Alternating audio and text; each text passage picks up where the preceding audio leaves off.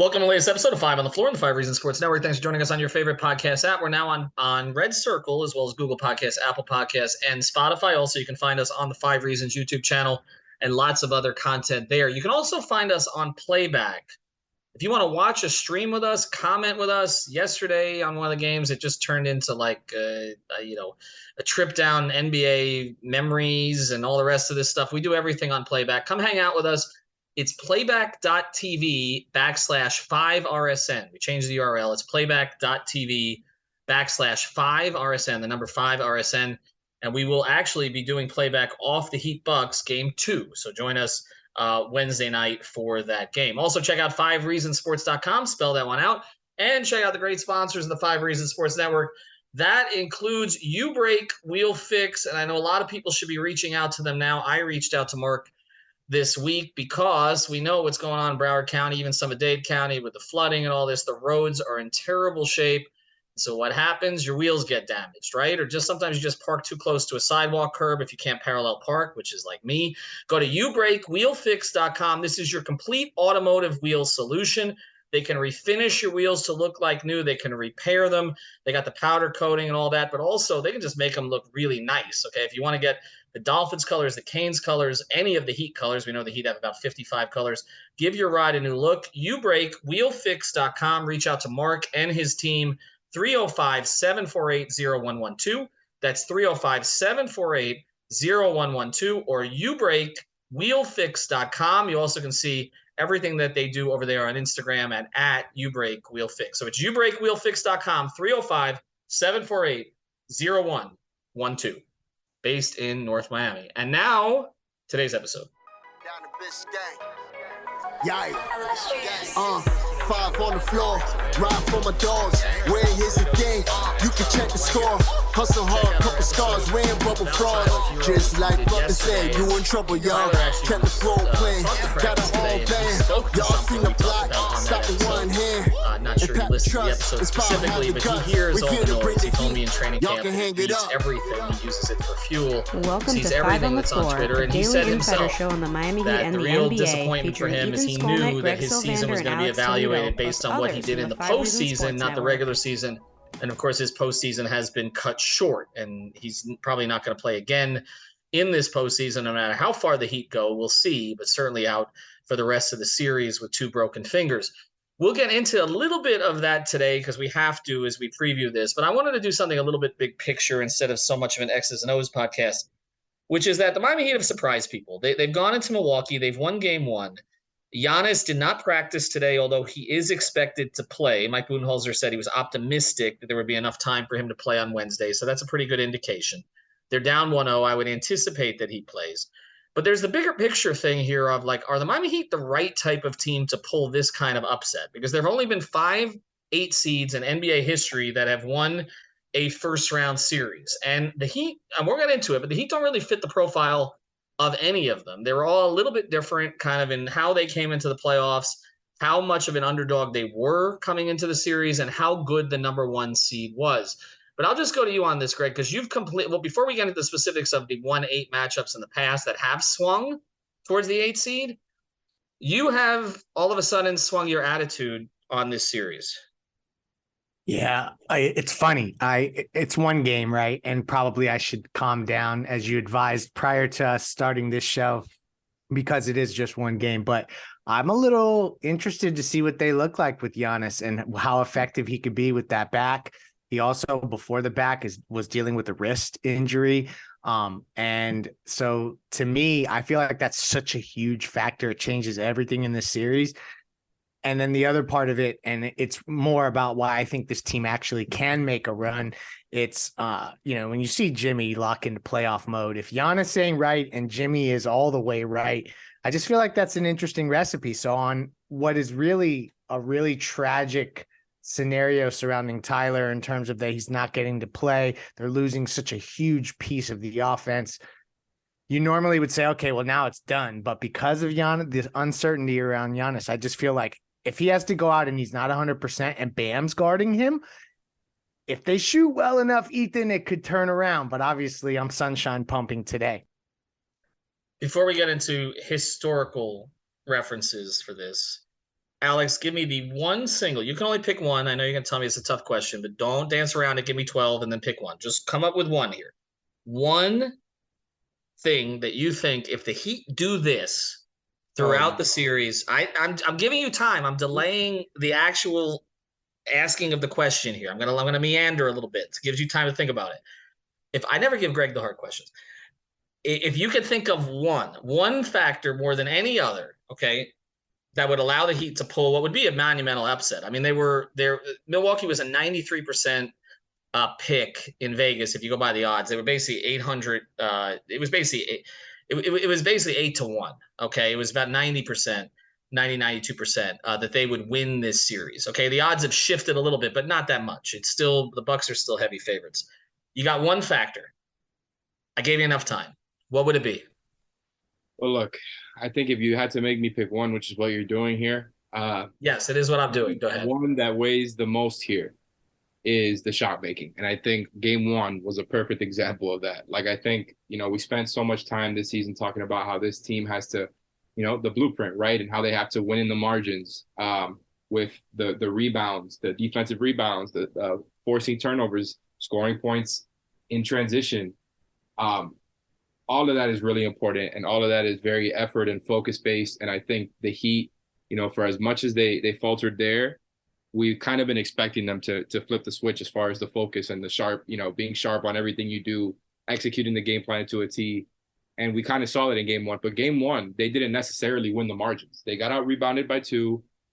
They did better in the fast break than the Bucks did, but the turnover battle was basically even because of the turnovers that the Heat had and their own offensive fouls. The reason that they won that game by so much and that cushion outside of, Giannis being out was their shot making. They got their threes, right? They scored 60% from 3, didn't do it on a crazy amount or anything. They just hit the shots that, were given to them. They did a really good job at the rim, and they did a really good job in the mid-range. So the fact that they did really well from the rim and from 3 on the kind of low-ish volume that they got, I think that's the biggest thing right there. If you're asking me to pick one, it's the shot making. If they can keep up that shot making while making sure that the Bucks don't get too hot, because we know how much they want to shoot and how the Heat will let them shoot, I think that's the biggest factor. I just think most of it has to do with being perfect, because the margin for error is so low, and especially now with Tyler gone, that it's hard to pick one. But the shot making, I think from game one, was a perfect example of how that can kind of I think transcend everything else that we're talking about, because their game plan was on point and they executed, but they didn't dominate in the margins. They dominated with their shot making and the Bucks not getting hot from 3. All right. So to that end, and I agree with you, but the problem is, of course, that without Tyler for the remainder of the series as one of their better shot makers, it's going to become even harder. A couple stats that came up from the first game, and then we'll go back in history a little bit. The play-in games are not included for whatever reason, because they don't really count. They didn't really happen, according to Basketball Reference and others. But this was the fastest pace that the Heat played at the entire season, according to the metrics that are on Basketball Reference. It was the 5th highest offensive rating. So fastest pace, 5th highest offensive rating. iTest told you that. If you watch the game, we were commenting on that on playback from the very beginning, that they were trying to push pace. It held up for the entire game. And their shooting percentages were the highest that they've been in several categories for the entire season. So whatever we want to say, and this is, Greg, why I come back to this, that it's an outlier game in a lot of different ways, and now you don't have Tyler Hero. So let's put this into some more historical context here, because to me, if you're going to pull off this kind of upset, first thing, you've got to have a guy go totally ballistic as your star player. We saw that, okay, in this first game. But there's other things you need. So let me go through some of the previous instances. We're going to go back in time a little bit, where 8 seeds upset 1 seeds. And there's a bit of an asterisk on the first 2. So here's the asterisk. They were only playing best of 5 early on. So the Nuggets, which I remember exactly where I was, enjoyed Myrtle Beach. It was right after college, 1994. That's how old I am. The Nuggets overcame a 2-0 series deficit to stun the Supersonics, not even in existence anymore, in a best of 5. Robert Pack scored 23 points off the bench. Bison Dele, the late Bison Dele, formerly Brian Williams, had 17 points and 19 rebounds, and Dikembe Mutombo pulled down 15 boards in a decisive Game 5. I can tell you how that one was portrayed. It was portrayed as a choke by the Sonics, that they were the better team, but that they just choked, essentially. That's the way it was portrayed. The second one, and then we'll comment on both of these together, and then I'll get to the best sevens later, is the one that I know we're more familiar with, which is 1999. Hate to do this to everybody. The Knicks knocked off the top-seeded Heat in 5 games. This is coming from a story on Magic.com, by the way. It was the easiest way for me to find all of it because they've been the 8 seed a lot. Allen Houston hit a game-winning runner. Probably, is that, Greg? Would you say that's the most heartbreaking shot against the Heat in Miami Heat history? I would say so. Yes, I think that it's pretty safe. Pretty safe bet. What would be even top 3? Be there with that. It probably could go. It could end up being misses more than it would be makes. Well, Weatherspoon missing, right? Yeah, that's like a play that I know sticks out, but like daggers that took you out of series, there aren't a ton of them. Like that was really a rip your heart out moment. I'll never forget. I sat in my seat in the Miami Arena. I was center court of the upper bowl until the whole arena was completely empty because it was just so deflating. And that Knicks team, though, was a better than an 8th seed type team. Yes. And they were only that way because of injuries. I forgot who specifically was out. That may have been Ewing that was out the whole damn year. No. Yeah. It was Ewing, and that's part of what I want to get to here. Not that Tyler Hero was Ewing, but that was a weird – first thing, it was a weird circumstance for a bunch of reasons. First thing, it's a best-of-5 series, which you don't have anymore. Okay, so – the better team is going to win more often in a 7-game series than a 5-game series because there's simply more sample size. There's more time for the better team to figure things out, right? Okay, I mean, you got to beat the better team 4 times. But the other thing is that was a 50-game season, like a 50-game season. And the Heat only finished, even though they finished, 1 seed versus 8 seed, they only finished 6 games ahead of the Knicks. And the Knicks had injuries, as you mentioned.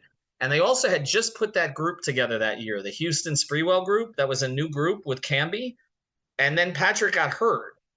And, this led to Bill Simmons's whole Ewing theory that other guys step up and sometimes you're better without your best player or one of your star players. But those teams were not that different. That was like I don't want to say it was a 4 or 5 series, but it was kind of like a 2 versus 3 seed series. In a second more round, so than a 1 versus 8 series. This is not that. This is not that. You're right. Okay, so that wasn't comparable. And again, the Nuggets had some guys who just played at a level they never played at again. Robert Pack, who was a good sort of borderline starting point guard in the NBA, he never played again or before like he played in that series against the Sonics. Okay, so as you look at those 2 series, is there anything we can draw from this one at all? I don't think so. Okay, see, I don't think so either. All right, so let's go forward a little bit here. And as in our history lesson, 2007, the Mavericks came in with Dirk Nowitzki, who won the MVP that year, I believe. And they were title favorites. They won 60-something games. They played a 40-something win Golden State team that had really good guard play. Baron Davis, Steven Jackson, and Jason Richardson, all of whom averaged 20 points in that series, and they beat the Mavericks in 6. I guess the Giannis equivalent is Dirk here, or the Dirk equivalent is Giannis. And Dirk had a down series. He only averaged 19.5 on 36% shooting in that series. So I guess the comp to be drawn here is control Giannis. Yeah, pretty much. I think that is the easiest answer. And I think Game 1 was a real, kind of blueprint game for how you do that. I think the fact that we didn't have to go, I'm as a Heat fan, I would be really happy with the fact that we didn't have to go through a whole series before, or not a whole series, but 2 or 3 games before Spo adjusts to just leaving Bam on Giannis one-on-one. I was a little bit worried that since they can't match up one-on-one, that they will be sending 2 to the ball more often, keeping Bam on the back line. But they're keeping Bam on the back line just by having him on Giannis. And I think I don't know how to be happier than that, right? Because I think there's just so much switching that has occurred over the past couple of seasons. And like, for example, the last Sixer series last season, it was 2 or 3 games of switching onto Embiid and sending smalls and trying to make him into a passer. or having to score over two small people. And I think, you know, it was kind of effective, but he was still getting to his spots. And I think once he switched it to just have Bam drop against Embiid and have him contain, have the guard fight over the screen, and I think play that way to limit the big man, I think that's the way to go, personally. I think the Heat have the personnel to do it, between Gabe, between Caleb. You know, obviously Jimmy is an all-NBA defender. I think Kyle is a good help defender. And I think he's probably going to look better on that end than he did during a lot of the regular season. So I think they have the guys to do it. And look, I think that's the way to go. So I think they kind of have something here. And I was trying to look up the stats there for how Giannis performed against the Heat in the bubble series, because I kind of wanted to compare it to the Dirk stuff, but I wasn't able to find it in time there. I just think there is no stopping Giannis, but having a guy like Bam on him, you know, you do everything you can to keep him on there. Of course, there's going to be plenty of actions and screens thrown around. The Heat are probably still going to switch some stuff here and there, specifically when Giannis is off the floor. They'll probably go, you know, back to that, but they have the blueprint to stop Giannis, and it's all about Bam. So I do think there is something to be drawn there. Like, you have to have that game plan first. Obviously, everything else has got to go your way, but I think they found what they're going to do there to stop Giannis in that game. And so that's where some of the comps are to that series. I think the differences are, and I remember watching that series vividly. What did they call that Warriors team? They had a nickname for that Warriors team. I can't even remember. It's been so long. And that was, again, the Warriors. Which was it? The We Believe Warriors. That's right. We believe team. Right. And they had, but here's what they had. So, okay. So if you can replicate the rest of it, they had elite guard play during that series. I don't know who the Baron Davis is on this team because he was tremendous. And they had athleticism. They were kind of small, but they also had an electric crowd. I mean, that Warriors crowd, this is pre-Steph, and they always like the Kings crowd. It's very similar. It reminds me of it. And they hadn't been in the playoffs in a while. Like, people kind of look at Golden State now like they've been this perennial powerhouse. But after the Run TMC era, they had some issues after that, and they didn't make the playoffs for a bunch of years. And this was a huge surprise. I just don't know that the Heat have the kind of guard play to pull that thing off. All right, we're going to get into two other series here and then look ahead specifically to this game. I do want to mention a couple more sponsors of the 5 Reasons Sports Network. First, we mentioned Prize Picks. Use that code 5, F-I-V-E. I had a very good night last night. You can find some bargains on the Prize Picks board now. Things are all over the place during the playoffs. So check it out. Go to prizepicks.com, Google Play Store, Apple App Store. Use the code 5, F-I-V-E. I played that De'Aaron Fox over 6 assists last night. That went over. And Klay Thompson, half a free throw. That's all you needed. He got me 2. That's it. Went over last night. You can play him under 2 if you want. Go to prizepicks.com, use the code 5. Get that initial deposit matched up to $100. And also, we do want to mention our friend Mark Brown. You can find him at Mark Brown, that's with a C, markbrownpa.com. He's been sponsoring our stuff all year. A big Miami Heat fan as well. But what Mark can do for you, a couple of things. First thing, if you need an estate plan, and if you have a child, you do. Make sure, look at your child. You worked all your life, however long you've been working for your money. You want to go into somebody else? No. Sit down with Mark. Get yourself an estate plan like I did. It'll give you all the forms. It's not expensive. It'll go through the whole thing with you. It's markbrownpa.com, markbrownpa.com. And also, if you need a real estate attorney for your closing, he's got a title company right there in-house. If you have a bankruptcy situation, unfortunately, he can help you out with that too. He can answer all your real estate questions. So go to markbrownpa.com. The phone number is 954-566-5678. Again, that's 954-566-5678. 5678. All right, 2 more series here. I just, again, looking for comps because I do think there's one here that fits a little bit. All right, but first, it's not this one. 2011, the Grizzlies hadn't been in the playoffs in 5 years, and they beat the Spurs. And they beat the Spurs largely because Zach Randolph outplayed Tim Duncan. Little fun fact here: Shane Battier was on that Grizzlies team, as was Mike Conley, Marc Gasol, and Tony Allen. They had good defenders, and Duncan just laid an egg. He averaged 12.7 points in that series. He shot 46% from the field, which was low for him. And so Ginobili and Parker playing to their averages were not enough, and they didn't have a ton of depth on that team either. But the one that to me looks most similar, and this would only be if Giannis missed significant time, was 2012, where the Bulls were a 1 seed, and this is the last of them. And Derrick Rose got hurt in the very first game. He tore his ACL in his left knee. Giannis, we don't think is going to be out for that kind of extended time. You just don't know how things are going to work with the back. And the Sixers, who had Drew Holiday and Andre Iguodala, Lou Williams, very similar team to the team that lost to the Heat in the first round the year before. They won that series in 6 games. Anything, those are a little more current, guys. Is there anything we can draw from either of those? Because those are the last 2. I mean, I guess I draw this as you've now unpacked all of those 8 seeds. This is what the Heat have that none of those teams really had. And that's a player that has proven that when he goes into the playoffs, he doesn't just increase his productivity.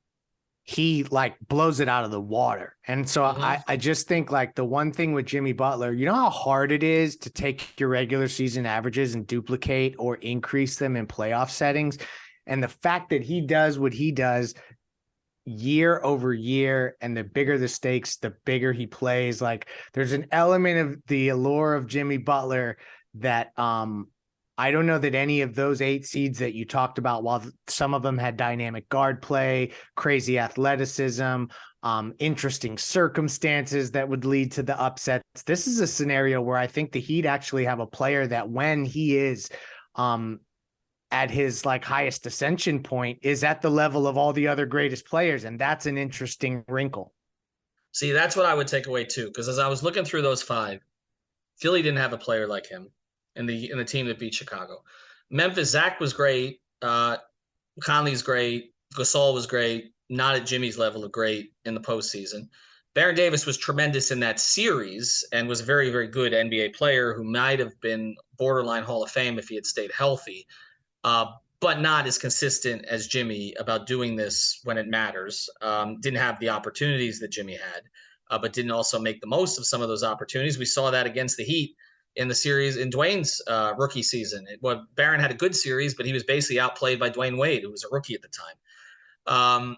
And then you look at the other 2 as we go back in time a little bit. I mean, Dikembe Mutombo was a Hall of Fame player, but he wasn't a put you on his back and carry you offensively type player, right? So there is, I mean, there really is no one like Jimmy. And you mentioned this, and I always said this about Jeter in baseball, because I was a Yankee fan, but I wasn't as hyped on Jeter as many were, because he was never as good a defensive shortstop as people made him out to be. And I thought, again, his accomplishments got blown up in a way because he was in New York. If he was playing for the Pittsburgh Pirates, not as many people would have been wearing Derek Jeter jerseys.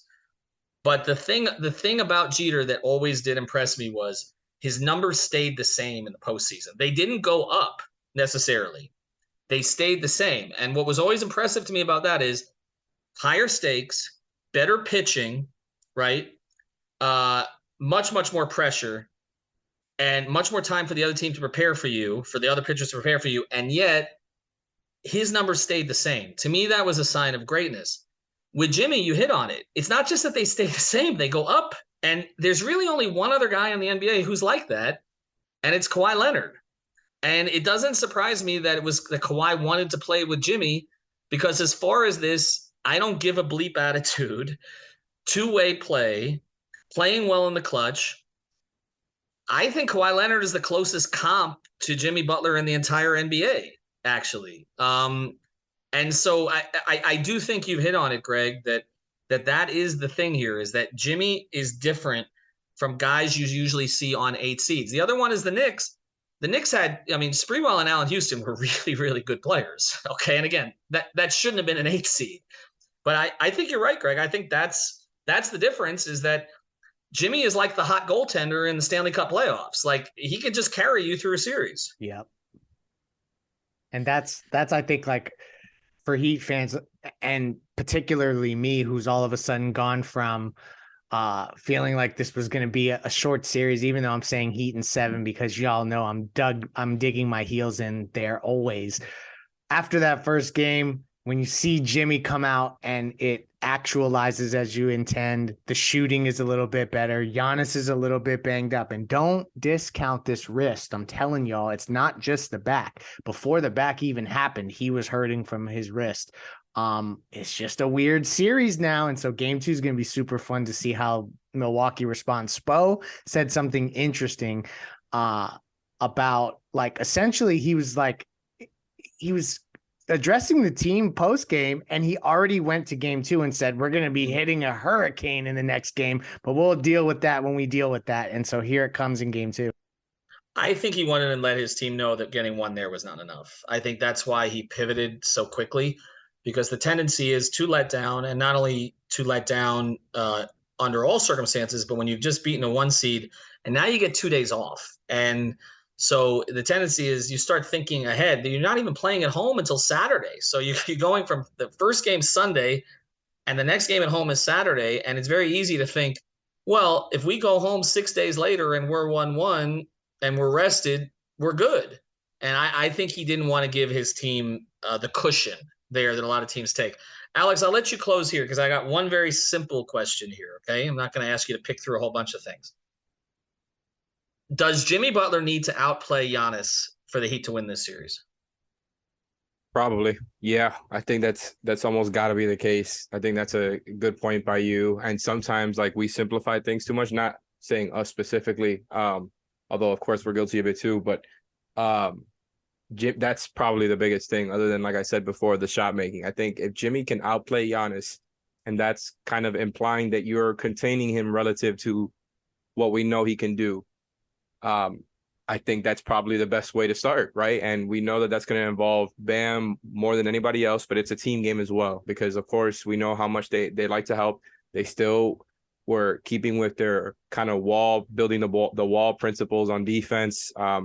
But it's Bam's job, and I think Bam is really equipped to do that. It sucks that he had that hip stuff going on at the end of the season. I'm not sure how he's feeling when it comes to that anymore, but obviously he's going to have to be in great physical shape to take on that matchup. I think just more often than any other matchup he's had to take on in a playoff series, because the first bubble series, that wasn't his primary matchup the entire time, although he definitely had his looks on him. I'm sure it was, I mean, it was kind of a similar thing in the 2021 Bucks series. It's Bam's job. And I think he did a great job in that Embiid series last year, proving that, him plus a smart team defense who's not doing too much, it can do a lot to contain a team's best player. And we've seen Bam do it before. He's not going to shut down Giannis, but that is the best way to do it. We know that Jimmy, like you guys have been talking about, can elevate his game to another level. Right. And so that is what I think separates the Heat from those other AFCs, even though, the 99 Knicks had Ewing. And I think the other comparison would be the Grizzlies, since they kind of had a core that was very, very competitive and got pretty far throughout that era. But like you guys were talking about, Jimmy has set himself apart a bit. Now, we know the issues when it comes to this team and its roster construction and how much they have to fight through lack of size and other things, and just how hard it's going to be to match up for this team. I mean, against this team for the rest of the series, but they've done it before. And I think Bam is a special type of defender who can do it again, and do it on a higher volume and higher level than he did in the past. And I think like pulling up that bubble series, Giannis's numbers were not like awful or anything, but they were definitely, I think, a step below his typical average. He averaged just under 23 points, 13 rebounds, 7 assists. He did it on kind of a 2-to-1 assist to turnover ratio, which is obviously very good for the Heat. And he did it shooting 45% from the field.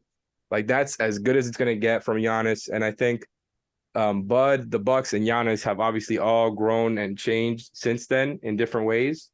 And so it's not an apples to apples comparison. The Heat obviously have a different roster, but that's kind of the blueprint. You stop Giannis as much as you can, make everything hard as possible for him, nothing at the rim, keep Bam on him for as much as you can, and then kind of make sure that, their shot making isn't awful, right? You got to make sure that their shot making isn't awful, and that the Bucks shot making, it's just, you have to keep that contained as well, because for all the wall stuff and for all the open shots, I think the Heat show their defensive potential when they're recovering out to those threes that they're giving up by game plan, right? Like, if these guys are taking wide open, set your feet, stare at the rim for a second before you take a three, I think that's usually a pretty good signifier of the Heat's effort or maybe lack of cohesion and scrambling all over the place.